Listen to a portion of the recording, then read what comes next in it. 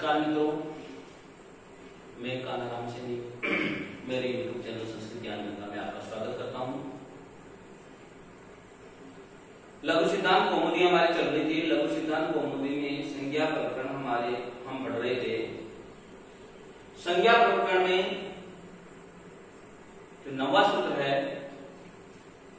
मुख नासिका वचनो अनुनासिक है। लघु सिद्धांत कौमुदी के क्रम में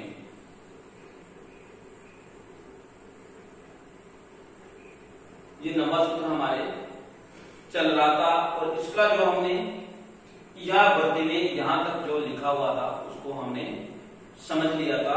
उसके बाद में हमने पिछले वीडियो में के जो 18 प्रकार हैं उनको लिख करके समझने का प्रयास किया था।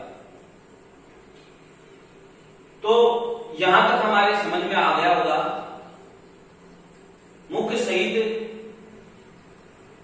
नासिकयो यानी नासिका के द्वारा उच्चार्यमान वर्ण की अनुनासिक संज्ञा होती है।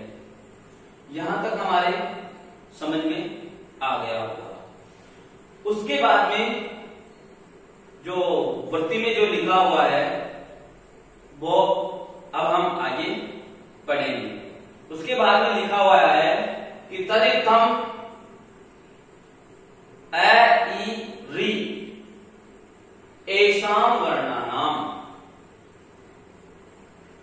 तदित्थम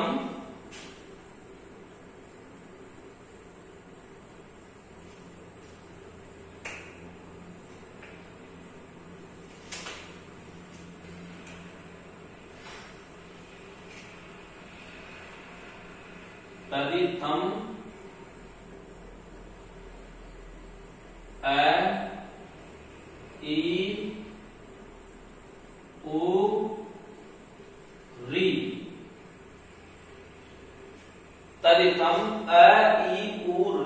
एषां वर्णानाम प्रत्येकम अष्टदश भेदा। एषां वर्णानाम प्रत्येकम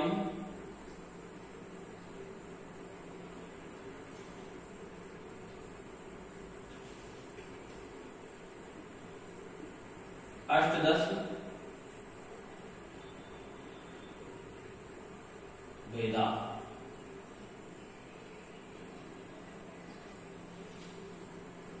उसके बाद में लिखा हुआ है लृ वर्ण से द्वादश तस्य दीर्घाभावात्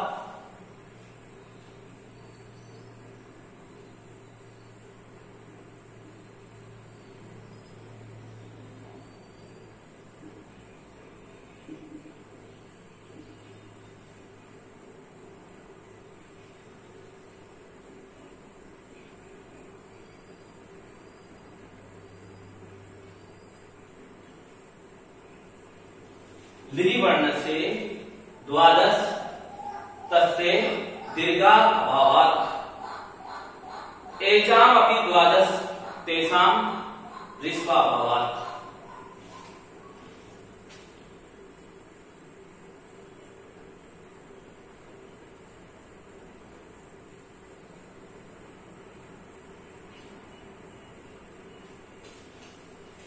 एषाम् अपि द्वादश तेषां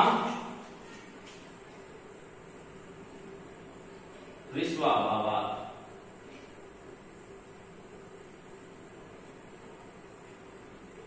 इस प्रकार से यह वृत्ति लिखी हुई है। तो यहां तक हमने समझ लिया था। उसके बाद में हम समझते हैं कि जो हमने ए वर्ण के जो 18 भेद पढ़े थे पिछले वीडियो में समझे थे, तो इस प्रकार से तदित्थम यानी इस प्रकार से अचों के भेद पढ़े थे हमने। तो जो अचों के भेद स्पष्ट कर रहे हैं विशेष रूप से कि किस अच के कितने भेद होते हैं, किस स्वर के कितने भेद होते हैं। तो तदित्थम यानी इस प्रकार से अ, ई, उ और री इन वर्णों के अ, ई, उ और री ऐसा वर्ण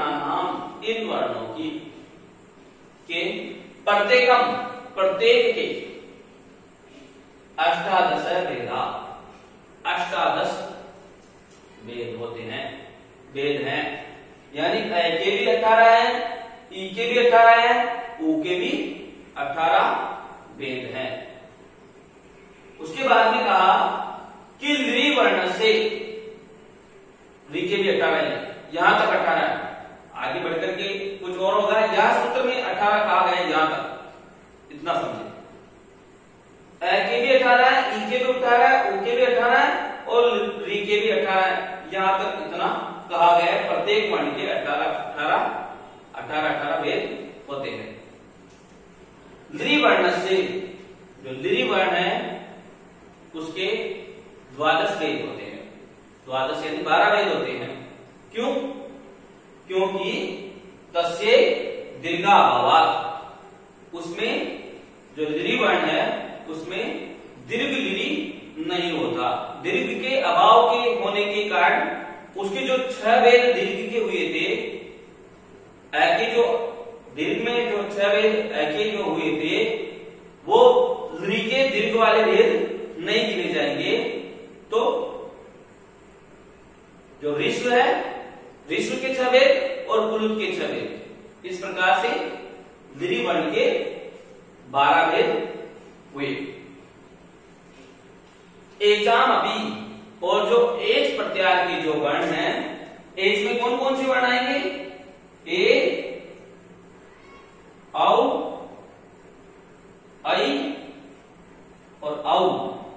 ए और आई औ, इन चारों का भी, एचाम अपि, इनको एच कहते हैं, एचो का भी, यानी इन चारों वर्णों के भी द्वादश, इनके भी द्वादश यानी 12 भेद हैं। क्यों? इनके क्यों भेद है? क्योंकि तेषाम ऋस्वाभावात्, इनमें ऋस्व कर्ण का अभाव है। तो ये ए है, इसका ऋस्व नहीं होता है, इसका दीर्घ और पुलुत ही होता है। ओ है, इसका भी ऋस्व नहीं होता, इसका भी दीर्घ और पुलुत होता है। और आई है और औ है, इनका भी ऋस्व नहीं होता, दीर्घ और पुलुत होता है। इसीलिए ऋस्व वर्णों के जो भेद हैं, ऋस्वों को उसको छोड़ दिया जाए तो 12 भेद करते हैं। तो यहां तक आपके ये जो मुख नासिका वचन और नासिक जो सूत्र है उसमें जो वृत्ति लिखी हुई है वह आपके समझ में आ गई होगी, ऐसा मैं समझता हूं। इसके बाद में जो अगला जो लघु सिद्धांत कौमुदी में जो अगला जो सूत्र आता है 10वां, वो सूत्र आता है तुल्यास्य प्रयुक्तम सवर्ण।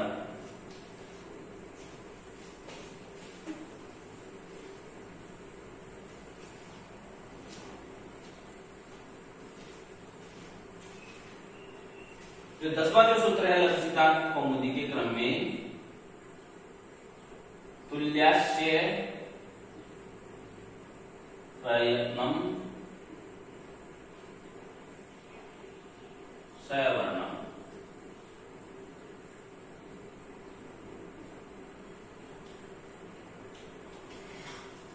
तुल्यास्य प्रयत्नम सवर्णम। सबसे पहले हम इस सूत्र का विखंडन करते हैं, फिर इसकी वृत्ति लिखेंगे, फिर समझने का प्रयास करेंगे। इसका यदि हम विखंडन करते हैं, तुल्य आस्य प्रयत्नम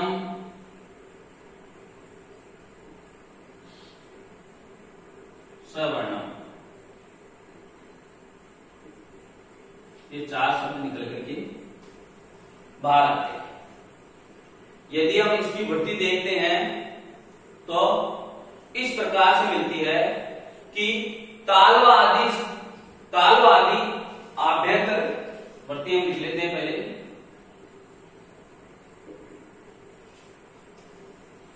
इसका हमने सबसे पहले विखंडन किया, तो इसका विखंडन हुआ तुल्य आस्य प्रयत्नम और सवर्णम। तो अब इसकी भी जब हम वृत्ति देखते हैं तो तालवादी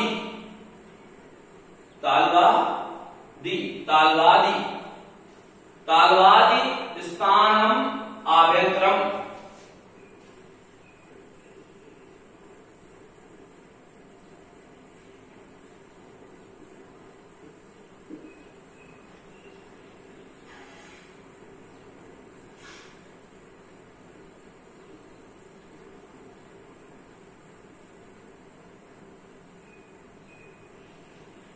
तालवादि स्थानम आभ्यंतरम, आभ्यंतरम, आभ्यंतरम नहीं आभ्यंतर प्रयत्नश्च, आभ्यंतर प्रयत्नश्च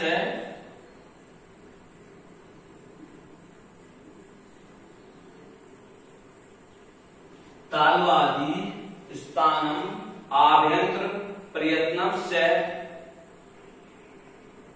एतत्, एतद्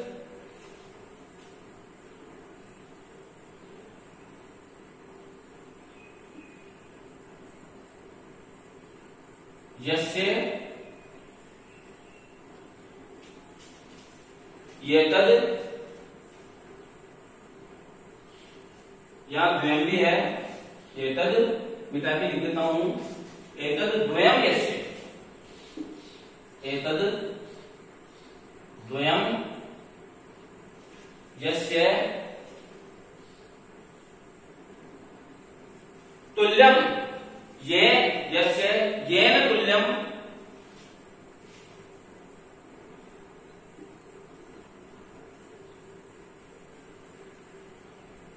तन्वितः, तन्वितः स्वर्ण संज्ञे शास्त्र।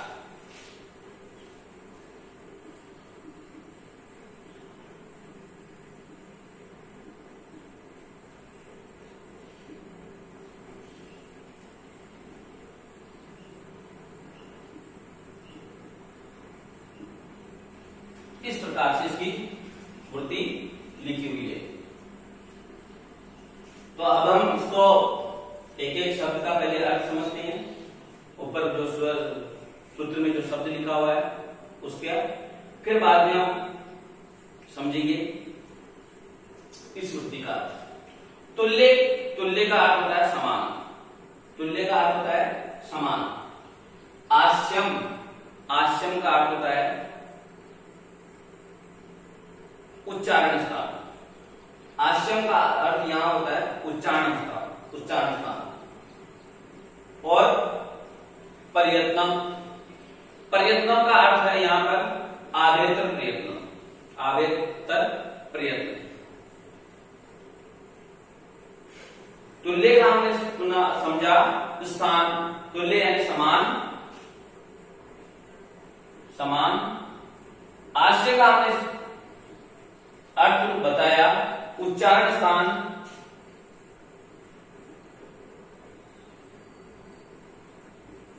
और प्रयत्न का हमने अर्थ बताया आभ्यंतर प्रयत्न, आभ्यंतर।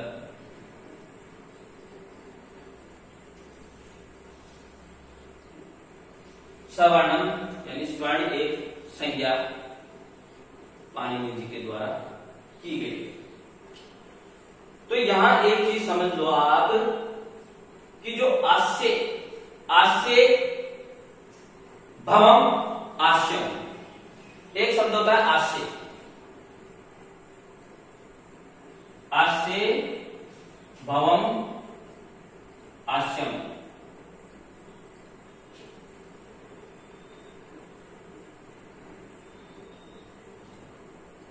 तो यहां पर यह शब्द काम में लिया गया है।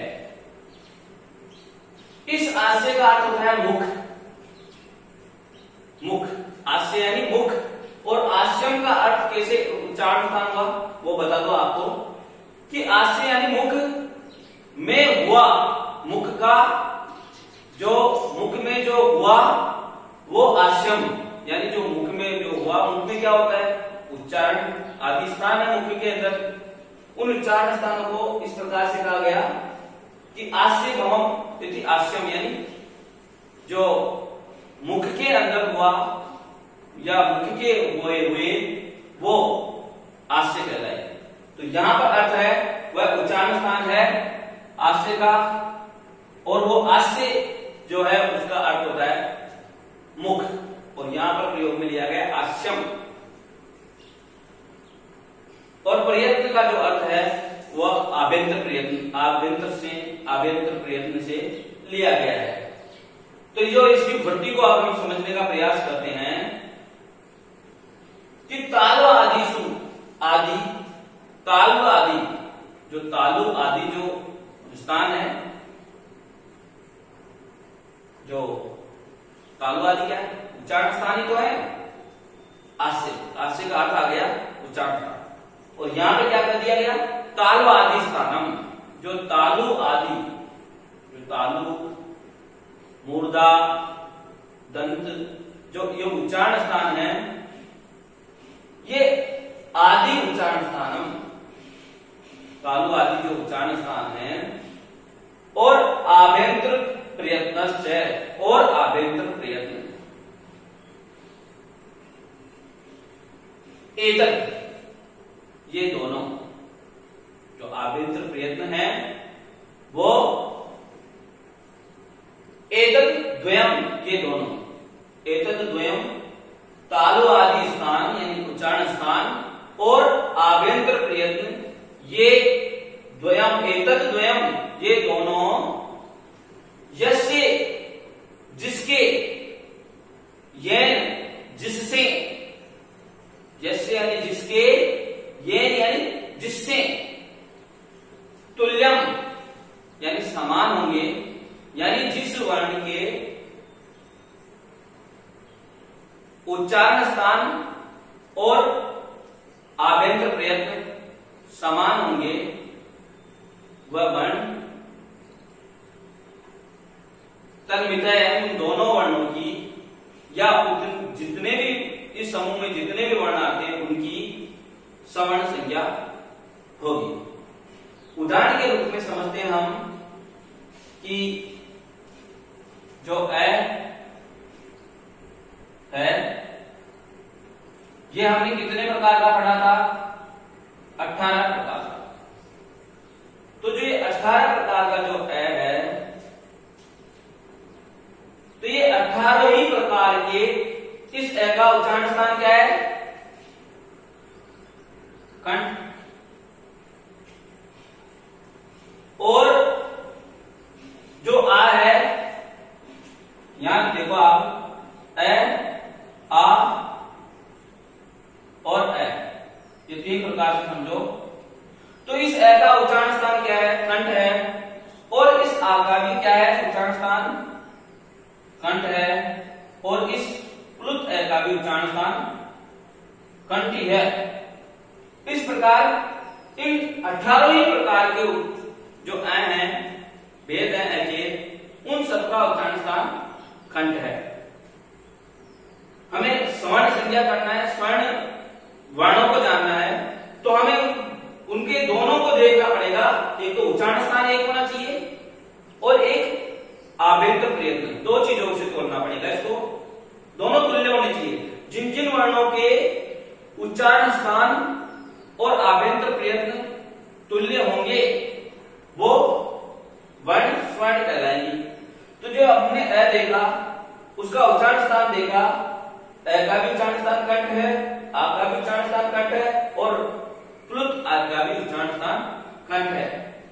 और इसका यदि हम आभ्यंतर प्रयत्न देखें तो सभी अक्षरों का विपरीत होता है, यानी इसका भी विपरीत है, इसका भी विपरीत है, इसका भी विपरीत है। तो इस प्रकार से ये जो अ है, ये जो अ वर्ण है, ये 18 भेद वाला है।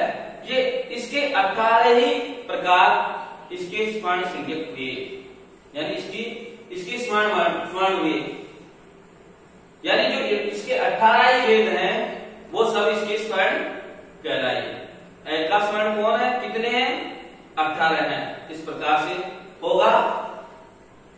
और देखते हैं हम, जैसे क है, क, ख, ग, ग और ग, इनका यदि हम उच्चारण स्थान देखते हैं तो खंड उच्चारण स्थान, इन सभी का उच्चारण स्थान क्या है? खंड। और यदि हम इनका जो इनका आभ्यंतर प्रयत्न देखते हैं तो इनका आभ्यंतर प्रयत्न स्पृष्ट सभी का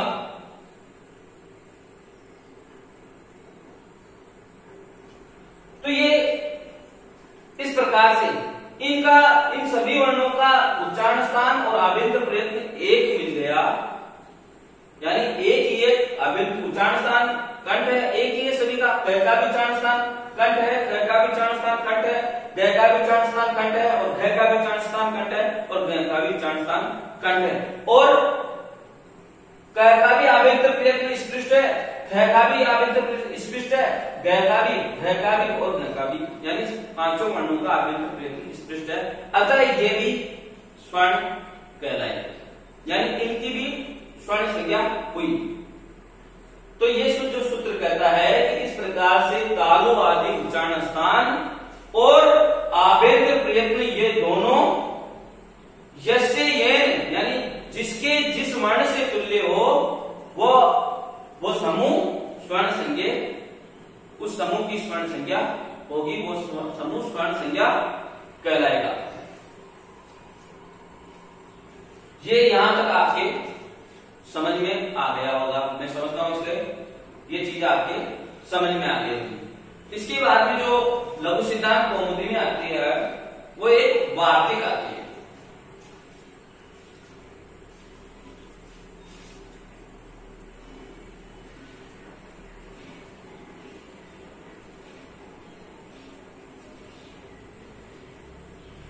जो आगे लघु सिद्धांत कौमुदी में प्रथम वार्तिक आती है क्रम में,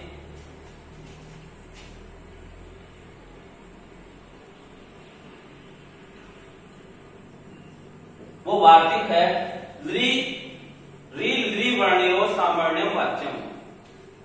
वो वार्तिक है री वर्णयोर मित सामवर्ण्यम वाच्यम।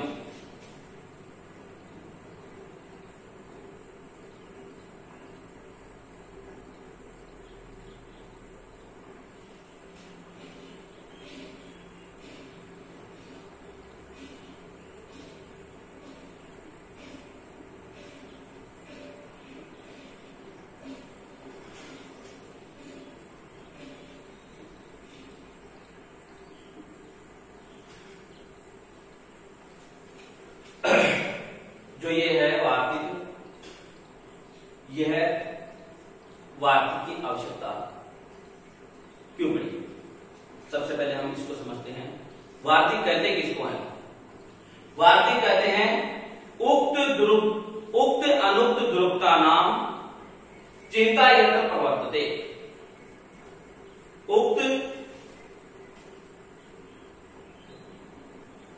उक्तानुक्त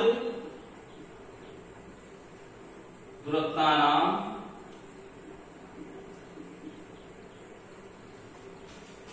चिंता यत्र प्रवर्तते।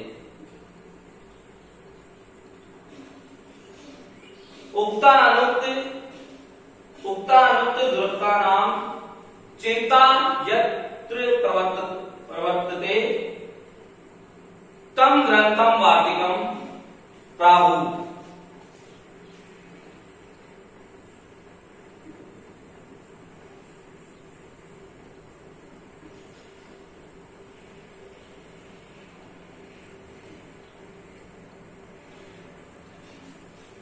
तब ग्रंथम वार्तिकम प्राहु।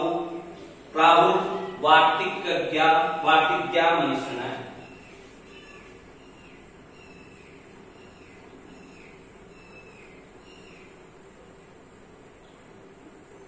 वार्तिज्ञा मनीषिण है।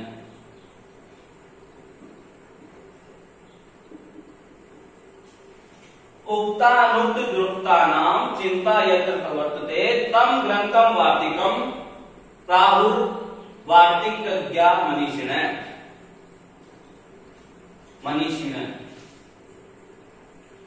यानी ये वार्तिक की परिभाषा है कि जहां पर उक्त यानी पाणिनि जी के द्वारा कुछ कह दिया गया है उसको स्पष्ट करने के लिए,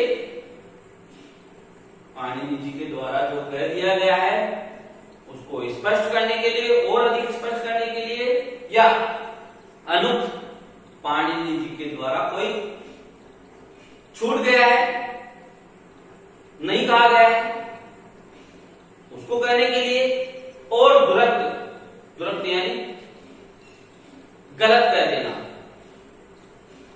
पाणिनि जी के द्वारा कुछ गलत कह दिया गया है, उसकी चिंता, उसका चिंतन जहां पर किया जाता है वह ग्रंथ वार्तिक कहलाता है और उसको वार्तिक कहते हैं। तो आपके मन में सवाल उठता होगा यहां पर कि जो पाणिनि जी थे वो महान ज्ञानी थे, तो क्या उनसे भी गलती हो सकती है?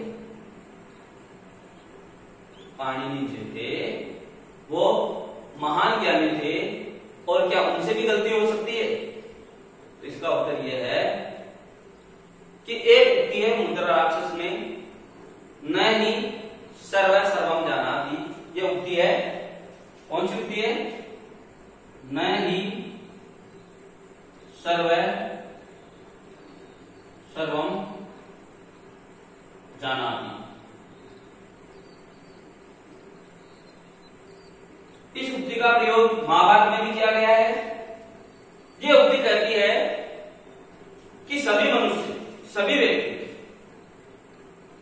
सर्वम यानी सबको नहीं जान सकते हैं। सभी व्यक्ति, सभी मनुष्य हैं वो हर बात को नहीं जान सकते हैं। पाणिनि जी भी एक व्यक्ति थे, पुरुष थे, तो उनसे भी गलती की संभावना है, वो भी गलती कर सकते हैं, किसी से भी गलती हो सकती है। इसीलिए जो पाणिनि जी के द्वारा जो कुछ गलत कह दिया गया है और नहीं कहा गया है और कहीं पर किसी का अर्थ स्पष्ट नहीं कहा गया है, उनको कहने के लिए ही जो पाणिनि जी के बाद में जो वार्तिककार हुए कात्यायन मुनि, उन कात्यायन मुनि के द्वारा वार्तिक लिखी गई है, वार्तिक ग्रंथ लिखा गया है। और इस ग्रंथ में मैंने जैसे पहले ही वीडियो में बताया था कि कात्यायन मुनि के द्वारा 836 के लगभग वार्तिकाएं लिखी गई है। अब इन कात्यायन वही वापस होती कि न ही सर्व सर्वम जानाति, कि जो कात्यायन है उनसे भी तो गलती संभव है। तो जो कात्यायन जी के द्वारा कुछ नहीं कही गई, कुछ अर्थ स्पष्ट नहीं कहा गया, कुछ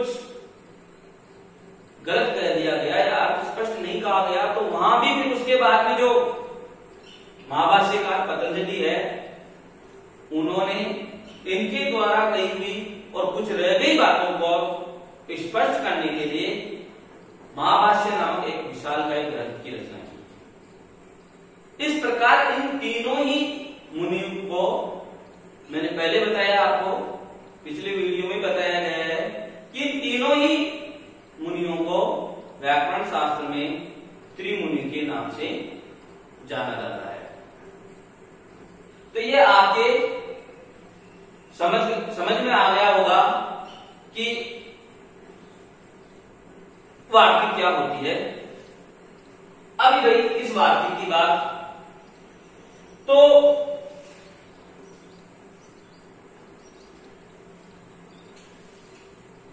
ये वार्तिक है वो कही गई है कि रील री वर्णियोर मित्र सावर्ण्यम वाच्यम, जो री वर्ण है और जो ली वर्ण है, जो री वर्ण है और जो ली वर्ण है, इन दोनों वर्णों को हम अभी तक अचों के भेद पढ़ रहे थे और अनचों के भेद में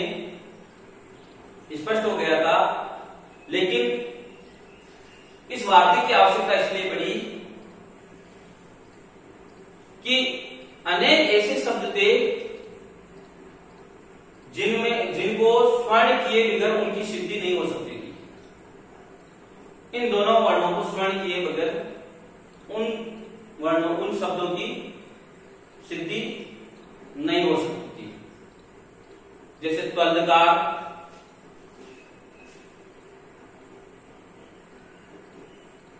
त्वलकार आदि शब्दों की सिद्धि के लिए इस वार्तिक की जरूरत पड़ी और इस वार्तिक में कहा गया है कि री और लरी वर्ण को आपस में स्वर्ण माना जाए, स्वर्ण कहा जाए। क्यों ये वार्तिक क्यों कहनी पड़ी? क्योंकि सूत्र के द्वारा, सूत्र में तो इतना ही कहा गया है कि जिस वर्ण के, जिन वर्णों के उच्चारण स्थान और आभ्यंतर प्रयत्न समान हो, तुल्य हो, उन वर्णों की ही स्वर्ण संज्ञा होगी। यहां जो री वर्ण है इसका उच्चारण स्थान क्या है? मूर्धा। और लरी वर्ण है इसका उच्चारण स्थान है दंत। इन दोनों का उच्चारण स्थान अलग अलग है ना? हाँ, आभ्यंतर प्रयत्न दोनों का एक ही है, विवृत। परंतु सूत्र में कहा गया है कि जिन वर्णों का उच्चारण स्थान एक हो आपस में, और जो आभ्यंतर प्रयत्न वो भी एक हो, वो आपस में स्वर्ण संख्या होगी, उनकी वो स्वर्ण संख्या कहलाएंगे। लेकिन इन वर्णों की सिद्धि के लिए इनको आपस में इनकी स्वर्ण संज्ञा करना आवश्यक था। इसीलिए ये वार्तिक कही गई कात्यायन मुनि के द्वारा कि जो री और लरी जो वर्ण है उसको आपस में स्वर्ण समझना चाहिए, जबकि इनके उच्चारण स्थान अलग है। मूर्धा है री का और लरी का दंत है, तो इन दोनों का अलग अलग उच्चारण स्थान होते हुए भी इन दोनों वर्णों को स्वर्ण संज्ञा, इन दोनों वर्णों की स्वर्ण संज्ञा माननी चाहिए। तो इसके बाद में एक हमारे दिमाग में, हमारे मस्तिष्क में एक सवाल उठता है कि जो री वर्ण के जो भेद बताए गए थे ऊपर 18, तो अब कितने माने चाहिए स्वर्ण संख्या होगी? तो उसका उत्तर यह है कि यदि आपसे री या लरी दोनों वर्णों में से किसी भी वर्ण का यदि हमसे भेद पूछा जाए तो हमें उसका जवाब देना चाहिए 30, क्योंकि जो री के 18 भेद हैं और लरी के 12 भेद हैं, इन दोनों को मिलाकर ही 30 भेद हो जाते हैं। भाई यहां एक सवाल उठा है कि हम 30 क्यों माने? पाणिनि जी कह गए कि अकार,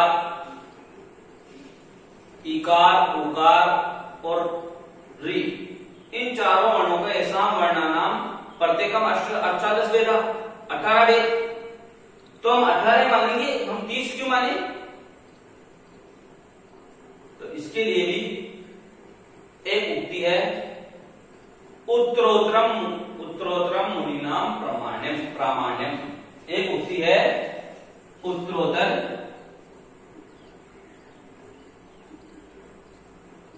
मुनीनाम प्रामाण्यम।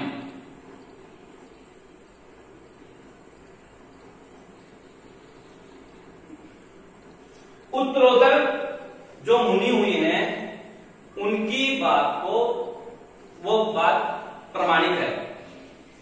यानी सबसे पहले पाणिनि हुए, उनके बाद में जो कात्यायन मुनि हुए, पाणिनि जी से ज्यादा जो प्रमाणिक बात है वो कात्यायन मुनि ने अपने वाक्य में कर दी, और उनके बाद में जो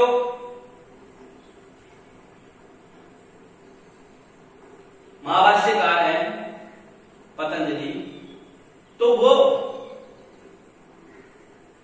उनकी बात को प्रामाणिक मानना चाहिए। यानी जो सबसे ज्यादा, तो यानी जो बात पाणिनि के द्वारा गलत कर दी गई तो वो उनको सुधार करने के लिए यहाँ कहा दिया इन्होंने कि रील रिवर्णियो मिथय सावर्ण्यम वाच्यम, के इन दोनों को आपस में सवर्ण संज्ञक मानना चाहिए।